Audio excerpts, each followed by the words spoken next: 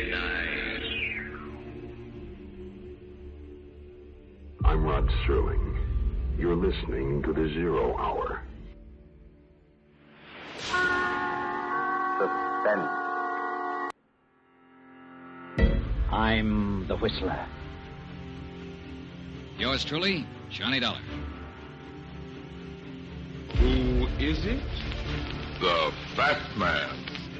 Presents The Man Called X. The Mysterious Traveler.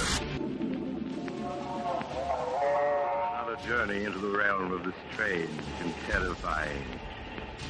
I hope you will enjoy the trip, that it will thrill you a little and chill you a little.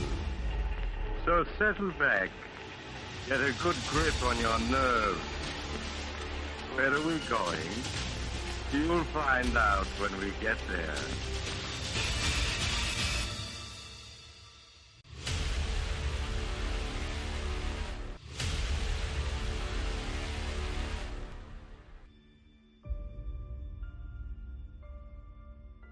Hello everyone, and welcome to Drama and Theater, brought to you by Duane Old Time Radio. Drama and Theater features some of the best programs from the golden age of radio, including Escape, The Fat Man, Suspense, The Whistler, Zero Hour, Yours Truly Johnny Dollar, and many, many more. Before we start today's drama, if you enjoy what I'm doing, let me ask you to subscribe to my channel. Subscribing is 100% free, and you will receive notifications on new posts. Lastly, if you have a moment, write a short 1 or 2 sentence review or give a rating on your preferred podcast service. A positive review or rating would help me out a lot. And now, on to the drama. And thank you for your support, as always. This week we have The Mysterious Traveler with their drama, with 2 dramas, titled, the first one is titled Beware of Tomorrow. It's the 19th episode from that series. That one aired April 9th, 1944. And the 20th episode from that series is The Accusing Corpse, which aired April 16th, 1944.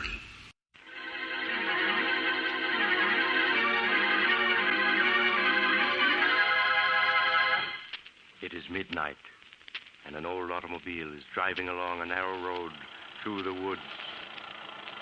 At a point where a second road, even narrower, crosses the first, the car stops. Here you are, young fella. This is the professor's place. Oh, is it? All I can see is woods. It's up that road about 50 yards. Look sharp and you can see the light shining between them 2 trees. Huh? Oh, yes, I see it now. Then I guess I get out here. Would you hand me my bag, Sheriff Ramsey? Right. Here you are. Thanks. And that's $1 I owe you, right? Yep, thank you. You know the professor, do you? Yes. I was Professor Clark's laboratory assistant back in college 10 years ago. Oh. Why? I was thinking maybe you could drop a hint to him. A hint? What kind of a hint? Well, that there's been some talk in town of running him and that man of his, that Barton fell out of the county. Running Professor Clark? Oh, you're not serious.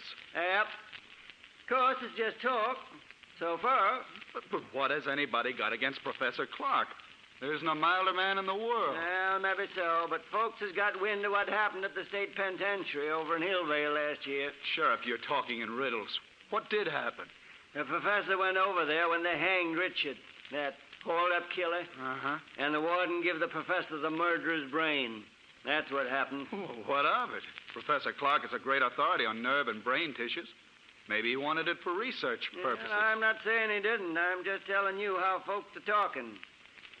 They think he's keeping that brain in a big glass jar and making it grow. Oh, that's perfectly ridiculous. Well, they don't think so. They got the notion that brain is as big as a bull calf by now, and they're afraid someday it'll escape. Sheriff, for a minute I was taking you seriously. A brain as big as a calf? Oh, I'm not saying I ever believed it, but it'd be a good idea if the professor'd give folks the notion of what he's really doing in that laboratory of his, with that Barton fella to help him. Then maybe the talk would die down. I understand. All right, Sheriff, I'll mention it to him. Well, then I'll be getting on. Good night, young fella. Good night, Sheriff. Right up that road about 50 yards. You can't miss it.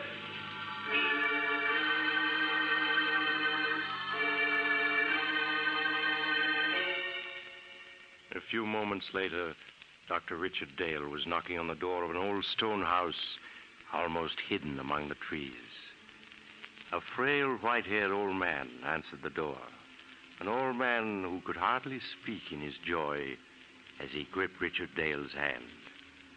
He led the way down a long hall to a great room where strange equipment took up almost every inch of space. Retorts and electric furnaces, generators, batteries, and great glass vats. Dr. Dale stared around him in intense curiosity as Professor Clark helped him off with his hat and coat.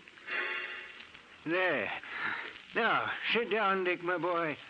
Sit down and let me get a good look at you. So, you got my letter? Oh, yes, of course you did, or you wouldn't be here. Thanks, Professor. Yes, I got your letter, and it made me so curious I took the first train. You promised me a surprise. Well, is this it, this amazing laboratory? No, my boy. I'll come to that in a moment after you've met Barton, my assistant. Barton? I don't seem to know the name. Should I? No, he's not famous yet. But he will be. He's been with me only a few months, but I couldn't get along without him. He certainly sounds interesting. You'll like him, I'm sure you will. Barton. Yes, Professor? Dr. Dale has arrived. I want you to meet him. Why, of course. How do you do, Dr. Dale? We've both of us been looking forward to your visit. How do you do? Yes, the professor's letter made me so curious I couldn't stay away. I'm still wondering what the great surprise is he promised me. You'll see, Dick, in just a minute. My curiosity's at fever pitch. Well, it's time to satisfy it. Barton, is Alpha making some coffee? Yes, he started it when we heard the car. Alpha? Who is he? Our general man of all work. Truly amazing fellow. Here he comes now.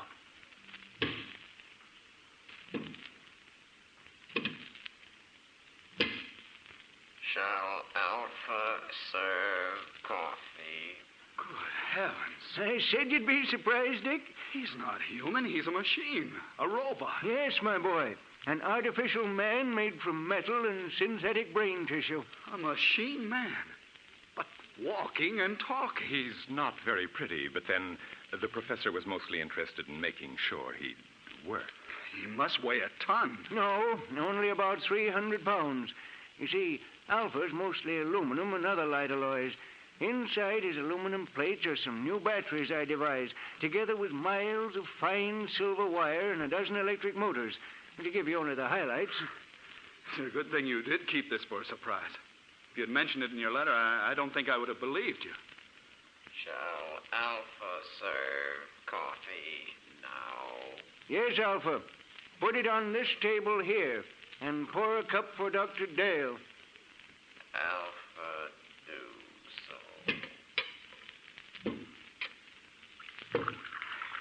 Still can't make myself believe it. Alpha poured coffee. Go on, Dick. Take it. Huh? Oh, yes, of course. Al, thank you. Alpha, this is Dr. Dale, our guest. Any orders he gives are to be obeyed. Alpha understands. He looks clumsy, but he poured the coffee as well as a man could. Yes, my boy. Alpha has capabilities you'd never suspect to look at him. Here, I'll show you.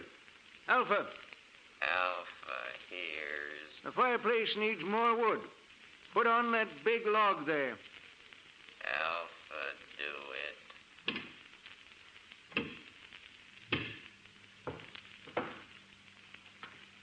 Alpha has log. Now, break it in half. Alpha, break it. 6-inch log, and he's breaking it with his hands. Alpha, put log on fire. Good. We won't need you any more tonight, Alpha. You can go back to your room now. Alpha is going. Be sure to switch off your batteries. They're going to need recharging tomorrow. Alpha understand. That's the most incredible thing I ever saw. You see, Dick, I try to treat Alpha as if he were really a man. So I give him a room of his own. Like any machine, he's completely inactive when his batteries have been switched off. But his brain continues to function. It's an artificial protoplasm that I spent 8 years creating. It's the only thing that makes him different from any other machine. But it means Alpha can think. Think like a man. A machine that can walk and talk and think. Ah, but Alpha's not the only surprise I have for you, Dick. He's not? No, I have another one, even more astonishing. But you'll have to wait until morning to learn about that, because now it's time we were both in bed. I suppose you're right. It's after 1. I know you must be tired. I'm getting old, so I'm going up to bed now, Dick. Barton will show you to your room. Of course, Professor. I'll see you in the morning, then. Yes, we'll have a long talk tomorrow. Good night. Good night, Professor Clark. Oh, Dr. Dale. Yes, Barton? Could we talk for a minute before I show you to your room? Oh, yes, of course. It occurs to me the professor forgot to tell you why he asked you here. Oh, yes, that's true. And I've been so interested I forgot to ask. It was his hope that you'd stay indefinitely and help us carry forward the work we've been doing here. Stay indefinitely? Well, I have my own work. Don't say no yet. Now, just think, Dr. Dale. Alpha is stronger and more rugged than a man. He needs no rest, no food. Yet he can do the work of 3 men. He can plow, reap, run machinery. Think how much drudgery a million like him could lift from mankind's shoulders. Yes, that's true. And already Alpha is technically obsolete. Professor Clark has the blueprints for a new machine man, as superior to Alpha as an airplane is to a bicycle. We want you to help us build them. Well, I'm certainly tempted. Perhaps I could arrange. Ah, excellent. And now there's only one more thing I want to tell you. Yes? What is it? It's about Alpha. You must help me persuade the professor to dismantle him. Dismantle him? Why? He has become dangerous. I don't understand. Because he was the first successful machine man that the professor built. He is imperfect in many ways. He's not completely reliable. I'm afraid that someday he may escape from the house and so do some damage that would seriously upset our plans. Yes, that could easily happen. The local inhabitants are unfriendly enough as it is. I know. Sheriff Ramsey was warning me about that tonight. All right, I'll speak to Professor Clark about it tomorrow. Ah, good. Then I'll show you to your room now, if you wish. Yes. I am sleepy. If you'll just come this way.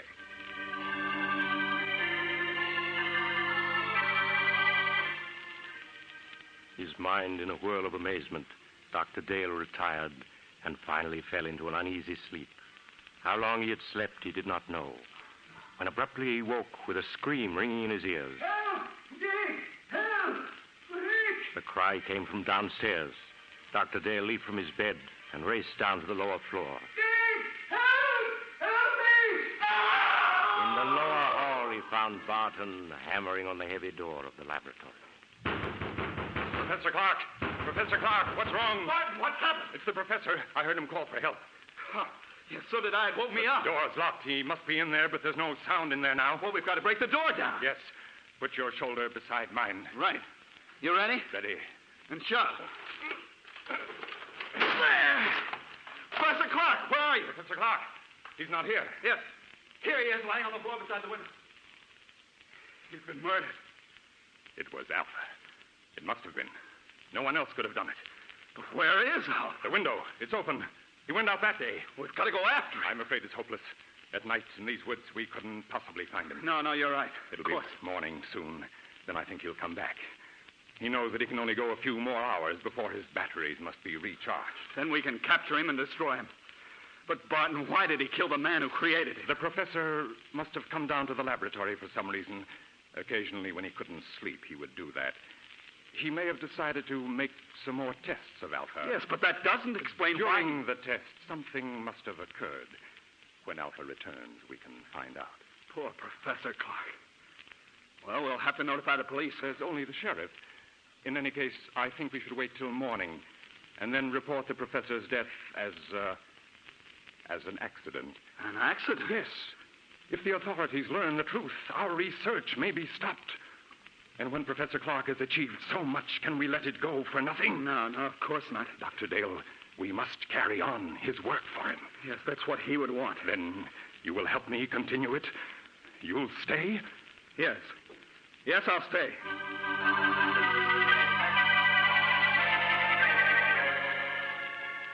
Greatly upset by the tragedy, Dr. Dale returned to bed and at last fell into an uneasy sleep, haunted by dreams of Alpha, the metal monster Professor Clark had created. When he awoke, the sun was shining, and he could hear Barton moving about downstairs. He dressed and went down to find Barton getting breakfast ready. Oh, good morning, Dr. Dale. Good morning, Barton. Any sign of Alpha? Not yet. Well, we ought to start a search for him. But first, I think you ought to eat breakfast. Everything's ready. Oh, all right. Some coffee anyway. Here, sit here. Thank you. I didn't know you were a cook as well as a lab assistant, Barton. I've learned to do a lot of things since I came here. Aren't you going to eat, too? I'm not hungry. I seldom am. But I thought that while you ate, I might outline some of the problems facing us. That's a good idea. You see, though Alpha's brain is of synthetic protoplasm, it is not completely artificial. I was wondering about that. Sheriff Ramsey mentioned that the professor secured a human brain from an executed killer, yes.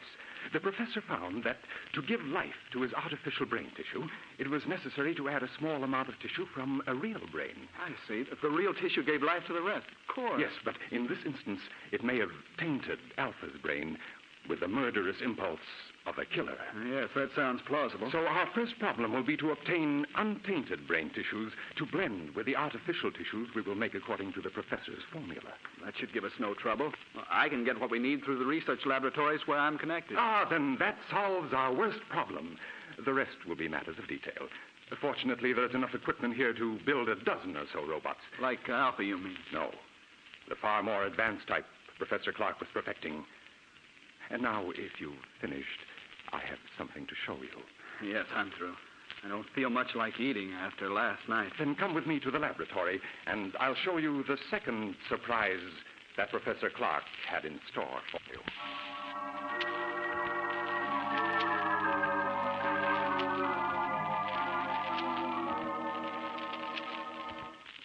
Here we are.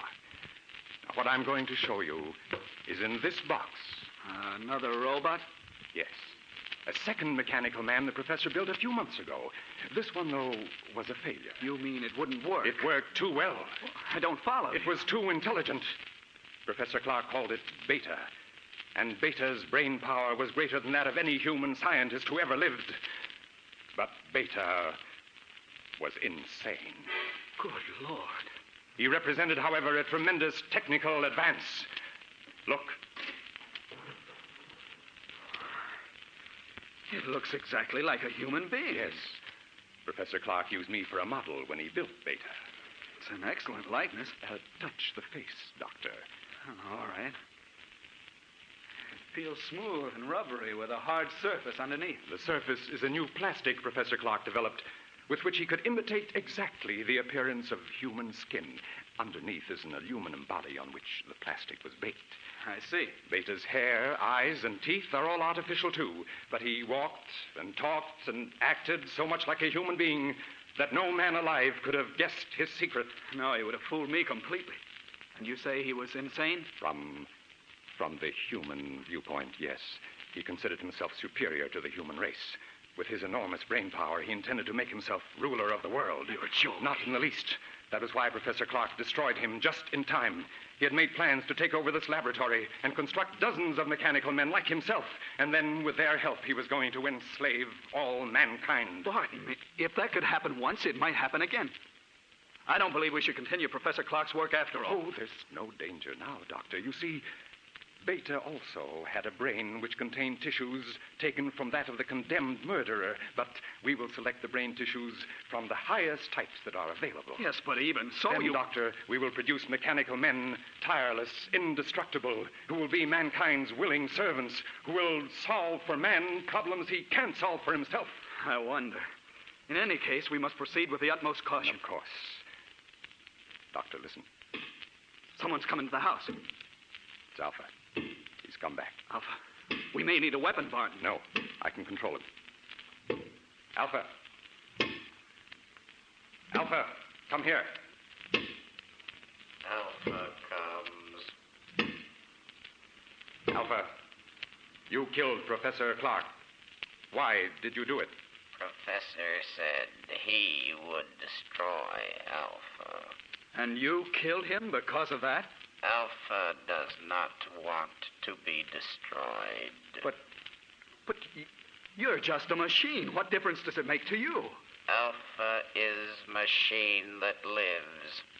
Alpha is stronger than you.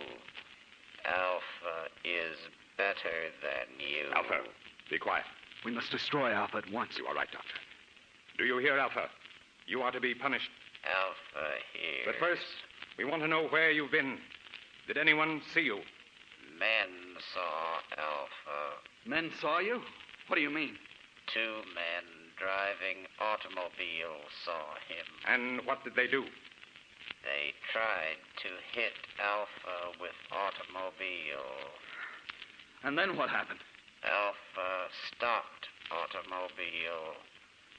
Alpha killed 1 man. Killed him? Other man ran off in woods. Alpha could not find him. Alpha came back. We can't keep this a secret. No matter what happens, we must notify the authorities at once. No, wait, let me think. We can't... The bell, there's someone at the door. I'll see who it is. You stay here. But what about Alpha? I'll switch off his batteries, then he can't move. There. Now I'll see who's at the door.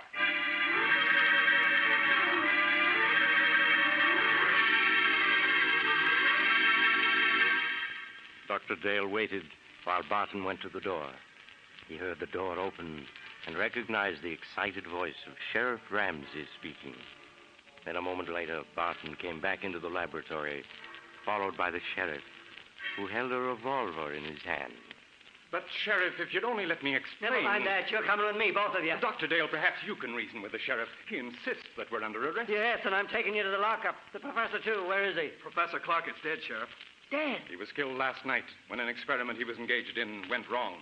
An experiment, huh? I suppose it was an experiment that crushed the life out of him. It crushed the life out of Jed Thompson an hour ago down the road and scared Fred Jennings so bad all he can do is jabber about monsters. It's true. The thing that killed both the professor and Thompson is an experiment. It's standing there behind... Behind... A machine. A man made out of machinery. Oh, don't be alarmed, Sheriff. It's perfectly harmless now. It is a machine man which Professor Clark built. Unfortunately, it got out of control. I don't believe it. I don't blame you, Sheriff, but that's the truth. I think I can convince you. What are you doing? Stand still. I'm simply going to switch Alpha on. There. Now he can move and speak as well as you and me. That thing talk? You're lying.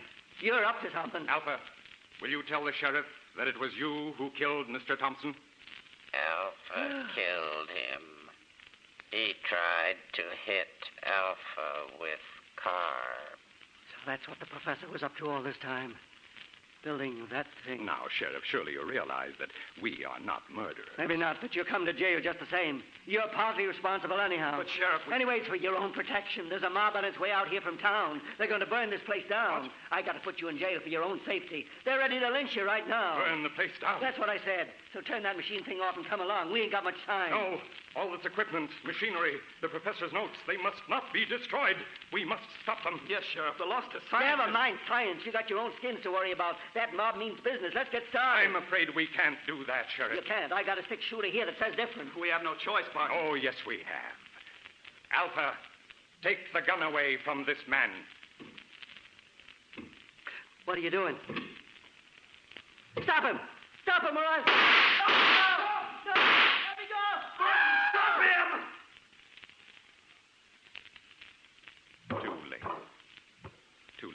Dr. Dale. He's dead. Alpha crushed him. Yes, Dr. Dale. Now, you're a murderer. In a good cause.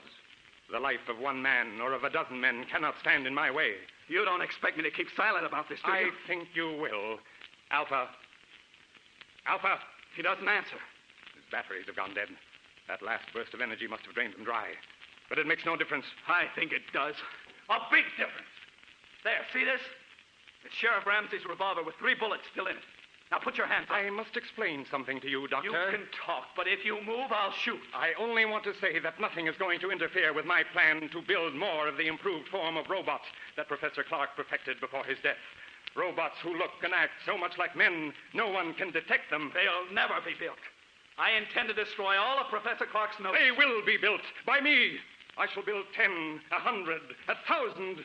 Then I shall lead them with a superior intelligence to the mastery of the world. You're mad. Of course I should have guessed. No, Doctor, that's not the answer. I shall tell you the truth. And then you must die. Stand still or I'll shoot. You remember last night when the professor said he had another surprise for you? An even greater surprise than Alpha? Yes. That surprise, Doctor, was Beta, the second robot. So perfect it looked like a man, but so intelligent that human beings were as children in comparison. But Beta was destroyed. No, Doctor, Beta was not destroyed. But you must be destroyed. Stand back. Stand back, I say. All right, then I'll shoot. And now, Doctor, your bullets are gone. You aren't even hurt. Bullets cannot harm me. That's what I'm trying to tell you. Beta, the second robot, was not destroyed. But I saw him. What you saw was only an initial attempt that failed. The real Beta still exists. You see, Dr. Dale, I am Beta. You? Yes, I, too, am a mechanical man. And now, you must die. No. No, stay away from me. Stay away!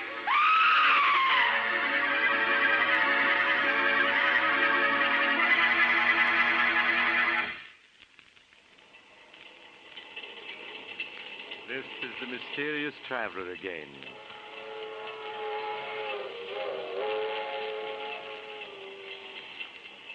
What happened to Dr. Dale? Why, he's still alive, but of course under observation in a hospital. In fact, it was he who told me the story. You see, the mob that was coming to burn down the house arrived just in time to save him. But Barton, or Beta as he called himself, escaped. He could hardly have survived all those bullets if he had been human, could he? I wonder if the story is true.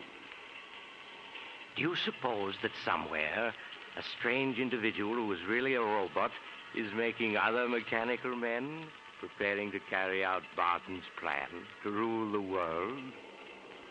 Oh, you haven't time to talk about it now. You're getting off here. Well, I'm sorry. But perhaps we'll meet again soon. I take this same train every week at this same time.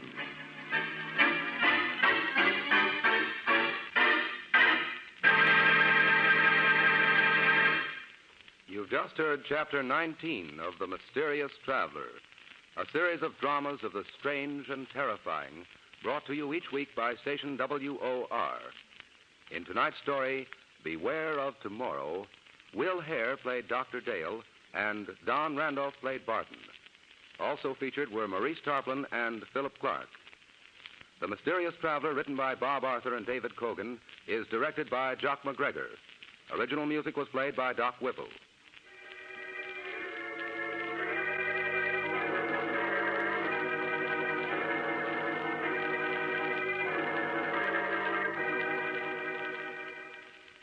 Listen next week to a tale titled The Accusing Corpse. Another tale of the Mysterious Traveler.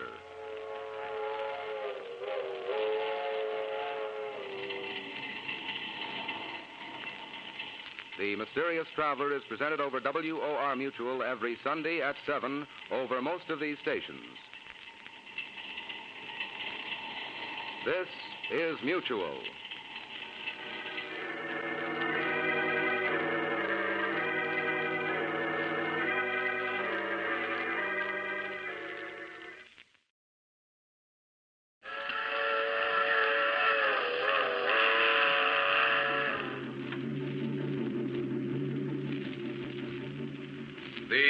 Mysterious Traveler.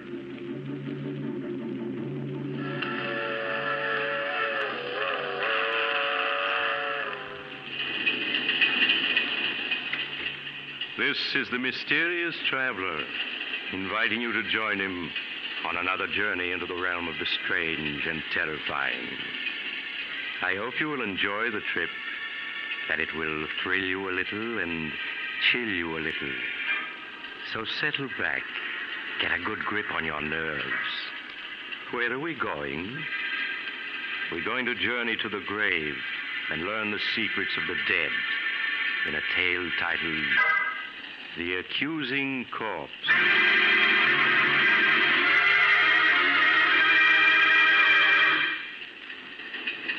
Some years ago, when I was a county coroner, I was called in on a most interesting case. A case which had begun in the country home of Philip Drake, the wealthy stockbroker.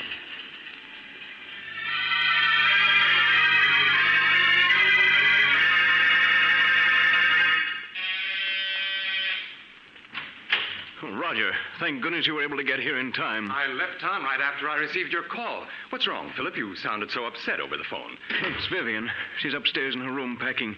She says she's leaving me. Leaving you? Why? She seems to feel our marriage has been a mistake. Roger, won't you speak to her? Persuade her to stay.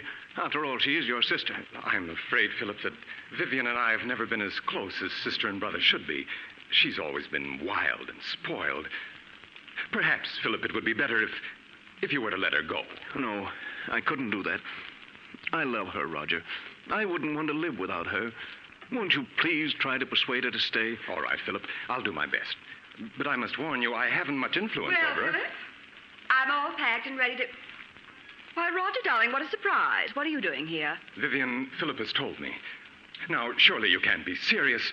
You know how he loves you, everything he's done to make you happy. Now, Roger, you aren't going to start on that, are you? Someday, Vivian, you'll get just what you deserve for walking over people, breaking their hearts. Every time I think of you being my sister, I feel Roger, please. Would you mind waiting in the other room? I'd like to speak to Vivian alone. Oh, all right, Philip. Call me when you want me. Really, Philip, no matter what you have to say, you're just wasting your time. Oh, Vivian, how can you do this to me? You know I love you, that I'd do anything to make you happy. That's sweet of you, dear.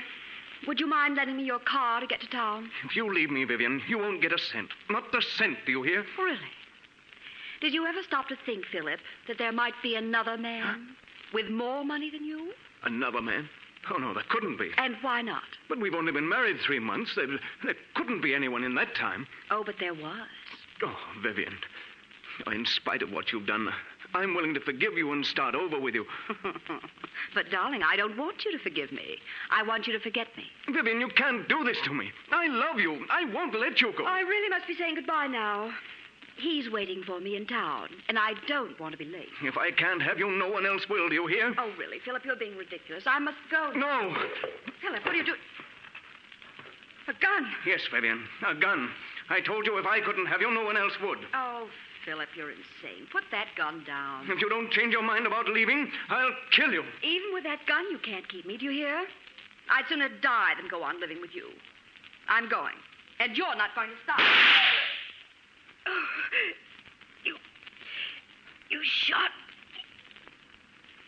me. Vivian. Philip, what happened? I thought I heard... Vivian. Roger, is she dead? Yes. Philip, do you know what this may mean? Life imprisonment, perhaps.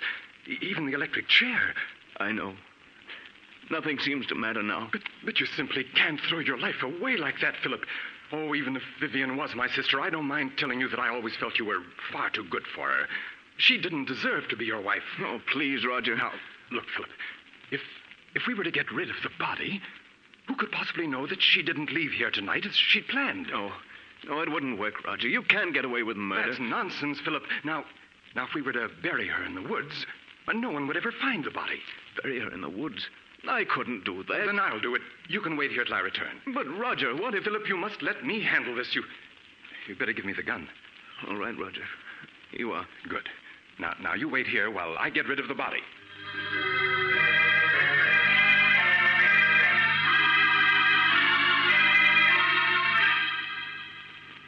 Philip watched, spellbound, unable to say a word, as Roger picked up the body and left the room.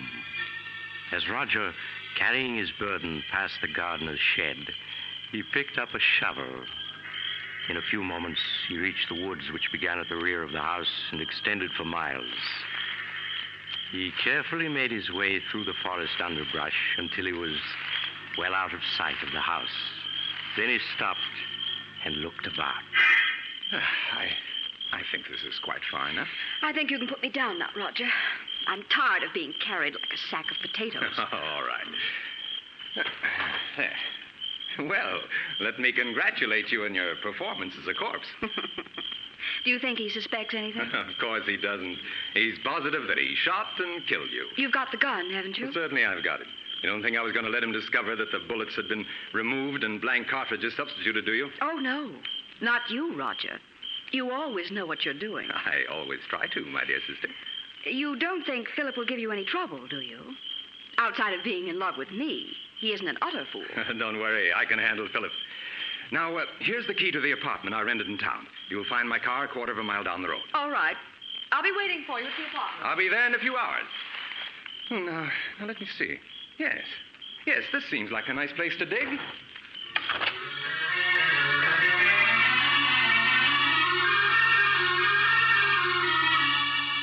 The next morning, Roger called on Philip at his office. With a calculating glance, he noted that Philip's eyes were bloodshot, that his hand trembled as the two shook hands. How are you, Philip? I couldn't sleep at all last night. I kept thinking of Vivian. And what if her disappearance is noticed? People begin asking questions. Now, all you have to do is tell them that Vivian left you and you don't know where she is. Or things like that happen every day. You've been very helpful to me, Roger. If ever I get a chance to repay you for it, rest assured I will. That's very good of you, Philip. Truth of the matter is, you could do me a favor if you would. Of course. What is it? Well, I'm in the midst of a business deal, and I find myself a little short of capital. If you could lend me some money, I'd appreciate it. Oh, certainly, Roger. How much do you need? 20,000. 20,000? That's quite a lot. Naturally, Philip, if you feel you can't lend it to me, I'll go to a bank and try to borrow it. It isn't that I can't lend it to you, Roger. It's just that the amount surprised me. Shall I make the check out to you? Yes, if you please. All right. I can't tell you how much I appreciate this, Philip.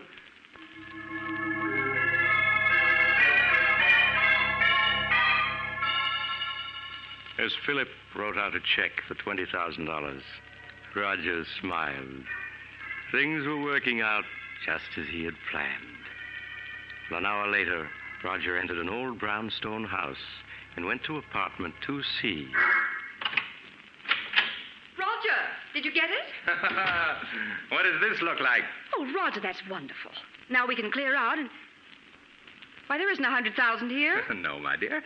I only got 20,000 from him. But we were after 100,000. Why didn't you get it all this morning when you saw him? My dear Vivian, it simply isn't done that way. Blackmail is an art that calls for the use of psychology. Philip will give us many times over the money I hold in my hand, all in due time, of course. You mean I'll have to go on hiding in this miserable apartment until you've finished your little game with him? Never being able to leave it for fear someone will recognize me. Come now, Vivian. You've got the radio and books. I won't spend weeks in this apartment, I tell you. I won't. My arm. You'll do exactly as I say, Vivian. Exactly. Do you understand? Roger, my arm. You're hurting me. It's nothing to what I'll do if you disobey me. Do I make myself clear? Yes, yes.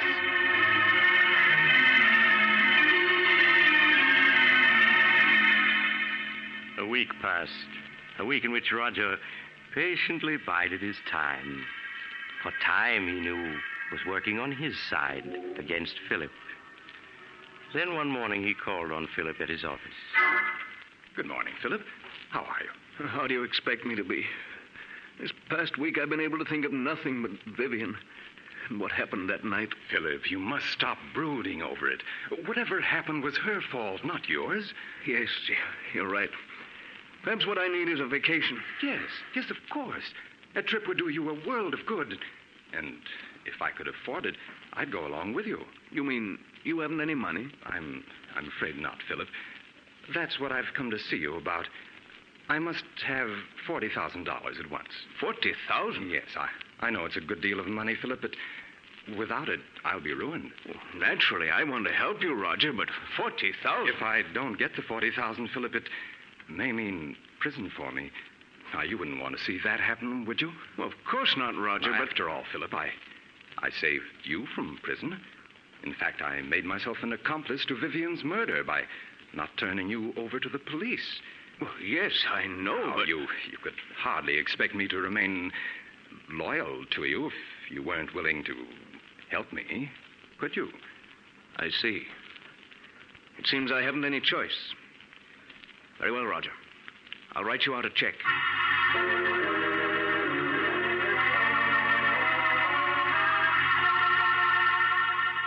Roger's eyes gleamed in amusement as he accepted the check from Philip. There was no longer any doubt that Philip understood him perfectly. Things were working out exactly as he had planned. Later that day, Roger went back to the old brownstone house. There was a smile on his lips as he entered apartment 2C. Look at this. $40,000 in cash. Oh, Roger. Now, wasn't this worth staying in hiding for, Vivian? And there's plenty more where this came from. Who could that be? You better get behind that screen. No. All right, Roger. Yes? COD for Miss Brown. It amounts to $64. Oh, you must be mistaken. There's no Miss Brown here. This is the address she gave. It's in care of Mr. Roger Martinson. That your name? Why, yes, but I don't know any... Those packages are for me, Roger.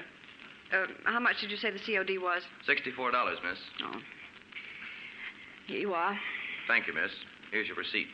Goodbye. Goodbye. When did you buy those clothes? This morning? You mean you went out shopping in spite of what I told you? Well, I was sick of being cooped up in this apartment day and night. I had to do something for a change. And what of my plans? You risked everything with so much at stake. Roger, stop looking at me like that. I tell you, I couldn't stand being cooped up in this apartment any longer. But I gave you orders to stay here. Well, I won't. I want you to get the rest of the money at once so we can clear out. And if you don't, I'll go shopping whenever I feel like it. You can't make me stay here. You'll do exactly as I say, Vivian. I won't allow anything or anyone to interfere with my plans. I've worked out every step perfectly, and there isn't going to be any slip-up.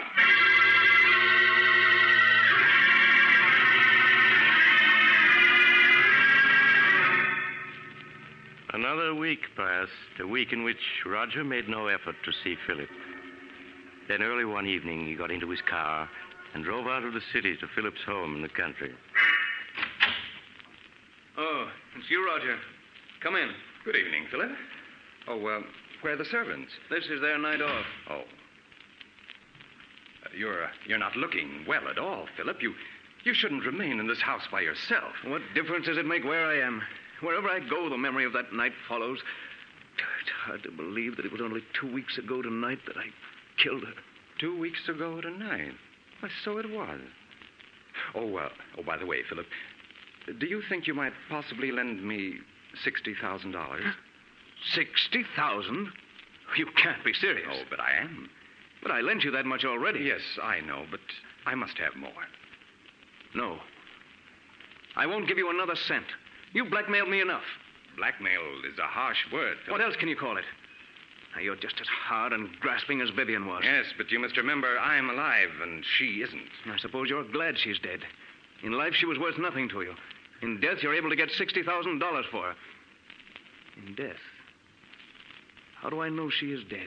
Don't be foolish, Philip. You saw her lying on the floor in this very room. Yes, but how do I know she's dead? It was you who examined her and told me so. And you buried the body by yourself. Well, I just wanted to spare you, Philip. Just exactly where did you bury Vivian? As a matter of fact, how do I know the whole affair isn't staged for my special benefit, so that you can extort money from me? Oh, surely you don't believe that, Philip. Why, you shot her with your own gun. Yes, and you took the gun away from me immediately after the shooting. Suddenly, that whole affair is becoming very clear to me. I tell you, she's dead, Philip, and buried out in the woods. Then I want to see the grave and the body you say is in it. But this is ridiculous. I won't go searching for a grave in the middle of the night. You shouldn't have to search for it, Roger. Not if you really dug one. Come along. We can pick up a shovel at the tool shed. I won't do it.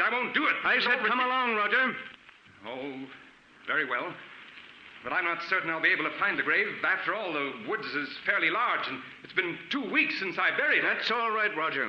We'll stay out there until you do find her.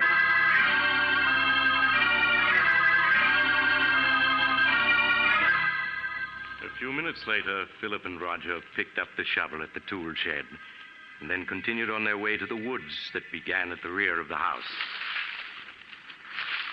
Neither of the men spoke as they entered the woods. Roger leading the way with a flashlight.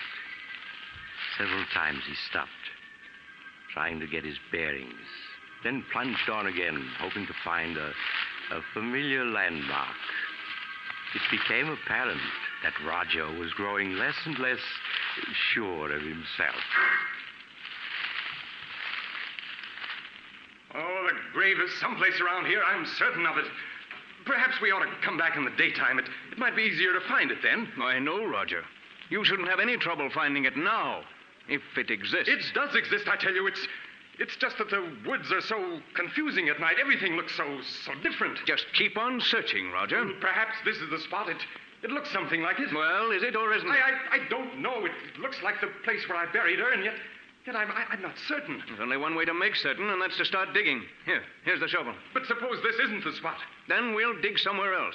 In fact, we'll dig up the entire woods if necessary.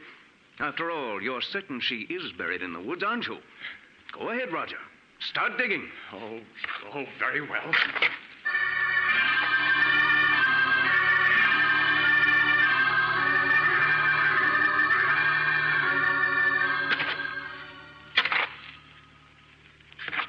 Well, Roger, you've been digging for 20 minutes now, and you haven't uncovered a body. Philip, I told you I wasn't sure this was the spot where I buried her. You're a great actor, Roger. But I'm afraid this time you've overplayed your role. What do you mean? Vivian isn't dead, and there's no use your pretending she is. Everything that's happened was part of a scheme the two of you planned to extort money from me. I tell you she is dead. Then where's the body? I thought this was the spot, but I must be mistaken. I'm sure I didn't bury her any deeper than this, but if I...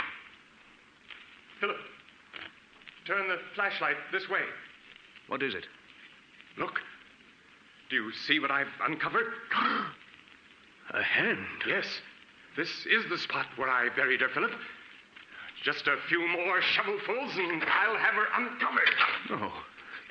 Oh, it can't be. There. There you are, Philip. Of course, she's been in the ground for 2 weeks, but I think you can easily recognize that it's Vivian. Yes, it's Vivian. And look, Philip, here's the bullet hole under her heart. The bullet hole that you made. I don't want to see any more. I've had enough. You should trust me a little more, Philip. Everything I did was for your own good.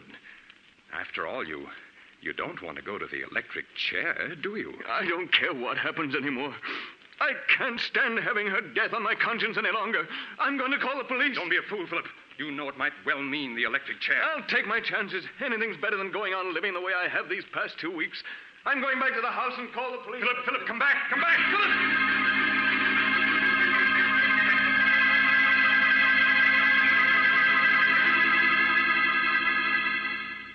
Operator.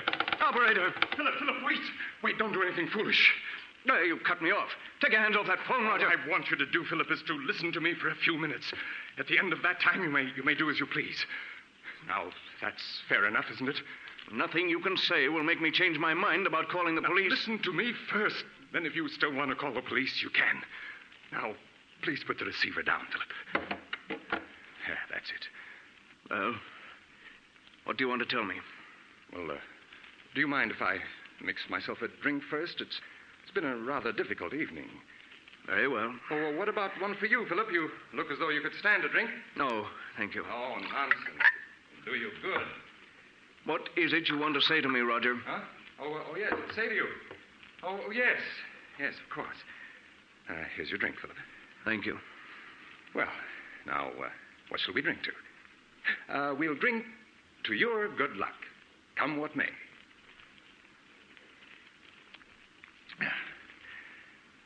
There.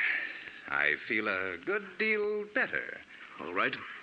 Now that we've had our drinks, what have you got to say? Oh, yes.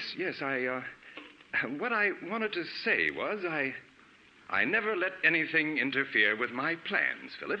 What do you mean by that? Simply that I can't allow you to go to the police, and therefore you shan't. It would spoil my plans.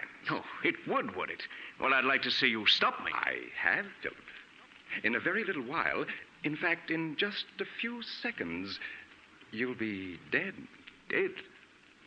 What are you saying? Yes, Philip. The drink I mixed for you was poisoned. Poison? Aren't you finding that it's becoming difficult to breathe? Oh, no. You couldn't have. My throat. It burns. Yes, I know, Philip, but it'll all be over in a matter of seconds. Now, I see it all. You might... Yes, Philip. Just a week ago tonight, she died according to plan. Uncle, please, Joe. I'm afraid, Philip, that you haven't the strength left to reach the telephone.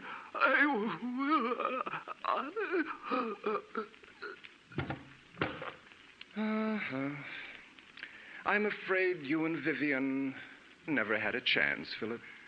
I had things worked out perfectly, down to the smallest detail. Hello, operator. Operator, please connect me with the police.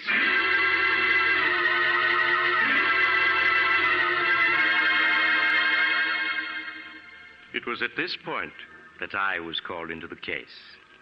Inspector Carlton called me an hour after Roger Martinson had phoned the police. When I arrived at the Drake mansion, I examined the body of Vivian Drake, then that of her husband, Philip. When I had finished my examination, I entered the library, where Inspector Carlton was questioning Roger Martinson. Hello, Doc. Oh, Doc, this is Roger Martinson. Mr. Martinson, this is Dr. Smith, the county coroner. How do you do? Hello. I'll be with you in a few minutes, Doc. Just stick around. Now, Mr. Martinson, you were telling me how you came to this house 2 weeks ago tonight to see your sister and found that she was gone. Yes. Yes, my brother-in-law, Philip, told me that she'd gone on a vacation. Now, I thought it strange at the time that she should have gone away without saying goodbye to me, as we were always very close. But days passed, and I didn't hear from her. Tell me, was it like your sister to go away and not write? No, it wasn't, and that's what worried me so.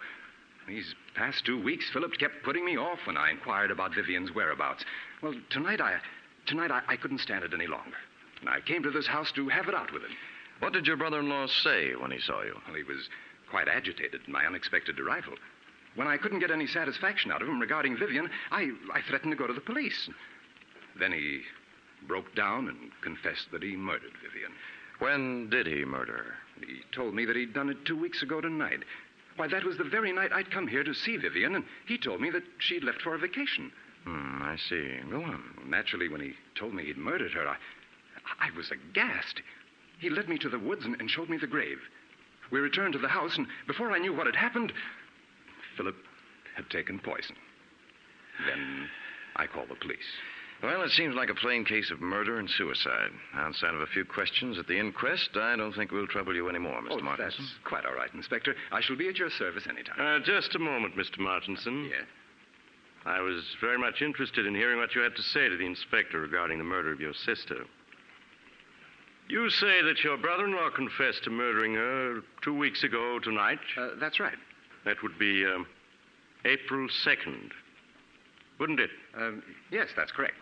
Then you never saw her alive after the night of April 2nd? Why, no, of course not. What are you getting at, Doc? Please, Inspector.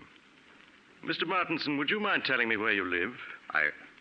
At 425 West 107th Street. Tell me, were some clothes delivered to that address in your care a week ago today, April 9th? Clothes? Yes. To be exact, a woman's sports suit, which cost $64 and arrived COD. Why, no. You're lying, Mr. Martinson. I have in my hand a slip of paper that not only proves that you're lying, but that will send you to the electric chair. Doc, what are you saying? Yes, Inspector. Mr. Martinson's plan was perfect, but he slipped up badly. He forgot to search Vivian Drake's clothing before he buried her. When I examined her body just now, I found in one of her pockets this receipted bill bearing the date April 9th. That proves beyond a doubt that she wasn't murdered by her husband on April 2nd, as Mr. Martinson here claims. No. Yes, Mr. Martinson. The corpse has accused you from the grave of murder and has given us proof of your guilt. No, it can't be. I had everything planned perfectly. Perfectly, do you hear? Down to the last detail. I couldn't have failed.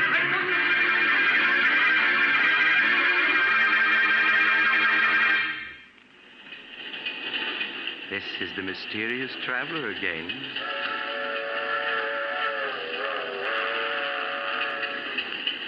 Have you enjoyed our little trip to the grave? Poor Roger. What a pity.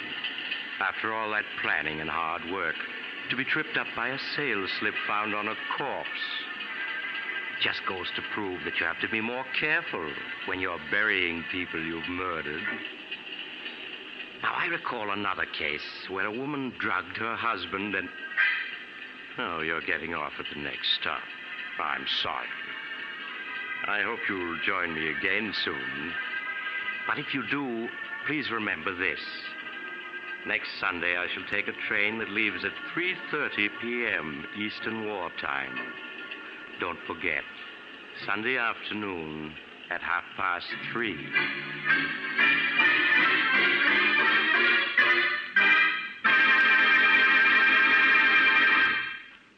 You've just heard Chapter 20 of The Mysterious Traveler, a series of dramas of the strange and unusual, brought to you each week by station WOR. In tonight's program, The Accusing Corpse, Don Randolph played Roger. Also featured were Maurice Tarplin and Philip Clark. The Mysterious Traveler, written by Bob Arthur and David Cogan, is directed by Jock McGregor. Original music was played by Doc Whipple.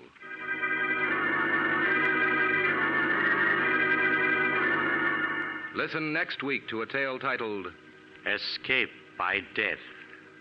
Another tale of the mysterious traveler.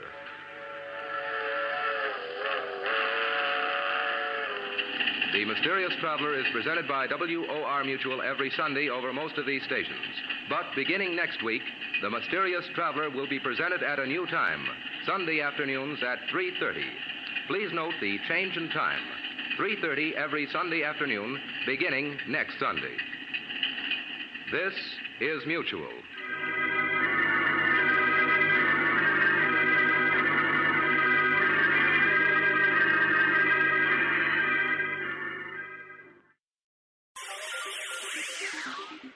Thank you for listening to and showing your support for my podcast. If you would like to receive notifications of when new episodes are posted, please subscribe to my channel. Subscriptions are 100% free, and they really help me get an idea of how I'm doing. Well, hope you enjoyed, and until next time, stay safe, wish you well, and as always, peace.